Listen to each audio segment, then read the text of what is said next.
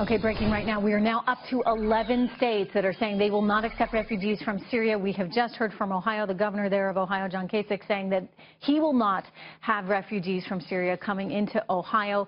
We are waiting on North Carolina, the governor of North Carolina giving a press conference right now. If he were indeed to also ban refugees, that would put the tally at 12. But again, 11 states now saying they will not accept refugees from Syria. The president, of course, plans to accept 10,000 refugees from Syria beginning just 6 weeks from now. Well, joining me with his thoughts on all of this and his reaction is Republican presidential candidate Senator Rick Santorum, who joins by phone. Senator, welcome. Thank you very much, Trish. Thanks for having me on. Appreciate it. You know, the governor of your home state, Pennsylvania, has just come out and said that he will take refugees from Syria. Pennsylvania will be accepting refugees.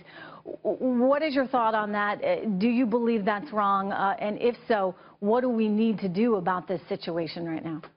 Yeah, I think that's a big mistake. I'm here in Pennsylvania today, and I can tell you that folks I've talked to are not happy about the governor's decision. This is a real security threat. ISIS is claiming that they have infiltrated the refugees and that they have already people in Europe. Obviously, the attacks of this weekend prove that that's correct. We've heard from our Homeland Security that in fact there is no way for us to reliably check to see whether these people are in fact ISIS sympathizers. Clearly, not all of them are, but it doesn't take all of them. If we take 10,000 or 100,000, a very small percentage, as we saw in Paris, 8 people can cause a lot of damage in a big hurry. So this is a serious mistake on the part of the president for 2 reasons. Number one, bringing people who are dangerous to this country is one, but secondly, we are helping ISIS accomplish what they want, which is to drive people, the majority of whom I believe are peaceful, but driving people out of the region and to a place where they're probably not returned. ISIS wants to get rid of Christians, gets rid of ethnic minorities, get rid of moderate Muslims. We should not be helping them by relocating them to a country like the United States, in which the likelihood of these people ever returning is slim to zero. So we are, in a sense, being accomplices of ISIS by accepting these refugees, Christian and Muslim alike. So in your view, what needs to be done then? I mean, how do we are a humane society. You see these horrible pictures of these little kids that are there in these refugee camps.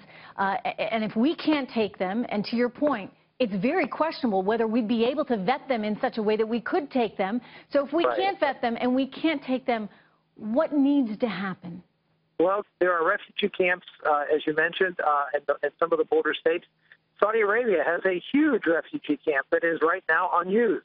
And we could transfer a lot of these refugees to Saudi Arabia. We should be putting pressure on the Saudis to accept these refugees. We should be supporting. Now, look, I think whether it's in Jordan or whether it's in Turkey or whether it's in Iraq, some of the neighboring countries, we should be supporting them, giving financial assistance, but they should be relocated within the region so when hostilities cease, they can return to their areas and provide a better long-term platform for success of a stable and successful future for that region. Senator, let me also just ask you quickly before you go about security here at home. You know, I spoke with General Keith Alexander, the former head of the NSA, and he made the point to me over the weekend that now that Edward Snowden has effectively let the cat out of the bag and everybody knows in the terrorist community just exactly how the NSA would go about tracking them, it has become increasingly more difficult to do so. He pointed out that the U.S. helped to thwart 25 attacks in Europe by gathering certain amounts of data on Europeans that were connected with terror cells. What do we do in an environment where there's this clampdown on what the NSA is capable of doing, while we still simultaneously, Senator, need to make sure that Americans are safe?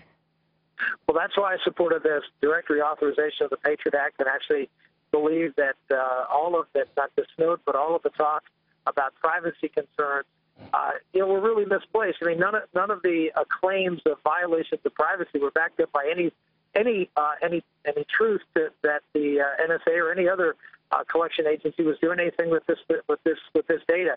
We need to give the tools to our intelligence community at a very critical time, and Republicans and Democrats alike, I think, have missed the boat on this because there was we've been told that everything is under control, that ISIS is in control, and Osama bin Laden is dead and everything's going to be fine. That simply was never the case.